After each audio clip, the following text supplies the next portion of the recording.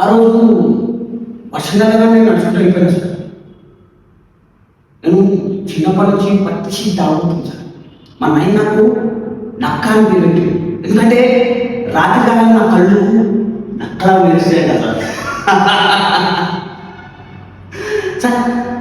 రాత్రి ఏమైతే తెలుసా సార్, ఈ బండ్లు ఉంటారు కదా, తాగిన ఇష్టం వచ్చినట్టు బండ్లు అంటారు సార్. రోడ్డు మీద నడవాలంటే డేంజర్, చాలా భయం. నా అలవాటు ఏంటంటే రోడ్డు పక్కన నుంచి నడుచుకుంటూ వెళ్ళిపోతా, లేదా రోడ్డు మొదలు అదే చదరంగంలాగా నల్లగా తెల్లగా గీతలు ఉంటుంది కదా సార్, దాని నుంచి నడుచుకుంటూ వెళ్తాను. ఎట్లంటే ఇట్లా చిన్నగా నల్లగా తెల్ల గీతలు ఉంటాయి కదా సార్, దాని నుంచి నడుచుకుంటాను. తెల్లదాన్ని కాలెట్టుదాను అట్లానే నా తెల్లదాని మీద కాలెట్టుకుంటూ వెళ్ళిపోతా సార్. టైం మీద అయిపోతుంది. నేను నా తెల్లదాని మీద కాలెట్టుకుని నడుచుకుంటూ వెళ్ళిపోతున్నా, మధ్యలో రోడ్డు వచ్చింది. నాకు అస్సలు అవసరం లేదు సార్. చిన్నప్పటి నుంచి దేవుడు నాకు చూపించింది సార్. చూస్తారు నా కళ్ళు వచ్చేస్తుంది. మళ్ళీ నాకు తెలియదు స్టార్ట్ అయిపోయింది. నేను నాకు తెలియదని కాలెట్టుకుని నడుచుకుంటూ వెళ్తున్నా, వాడు వడదలో నా ముందు చూడొచ్చు నాకు చెప్పినా బైక్ పక్కన జరగదు. కానీ నాకు చెప్తలేదు, ఇక 5 నిమిషాలు రాదు. ముందేమంటే ప్రేమ సంపాదించిన సార్. దాని తర్వాత నాన్న మృగం పెట్టుకోవచ్చు. వాడు నన్ను ఎట్లా చూస్తున్నట్టే నేను మెంటల్ అన్నట్టు చూస్తున్నాడు. వాడు పిల్లల్ని కూర్చుండు మున్సిపాలిటీ ఓకే, కానీ నేను వేసుకుంది ఇక్కడ నుంచి నా మనసులో చేసుకుని కలిగితా. వాడు ఎట్లా వస్తున్నట్టే మనకు తెలియదు. నేను చెప్పిన అబ్బాయి రమ్మని కళ్ళని కడతాను సార్.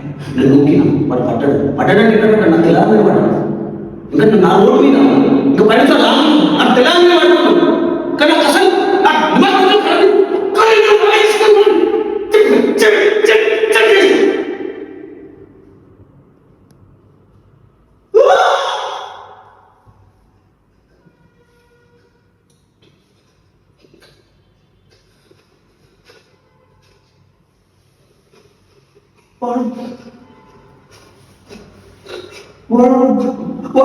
వాడు చచ్చిపోతే నేను ఇక్కడికి వచ్చేసిన సార్.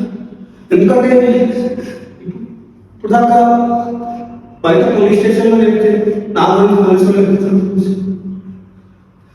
అంతే అందరు గలఫ్యామిలీ కొద్దిగా దూరం అవ్వాలి కదా సార్ పోలీసులు.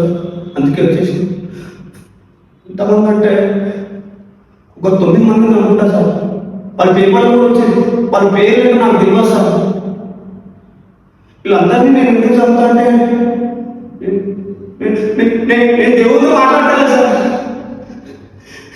దేవుడు నాకు చెప్పింది, ఏ రమణ నీకు తిండికి పడుకోనికి జాగ్రత్త నన్ను అంత మందిని చంపమని కాదు.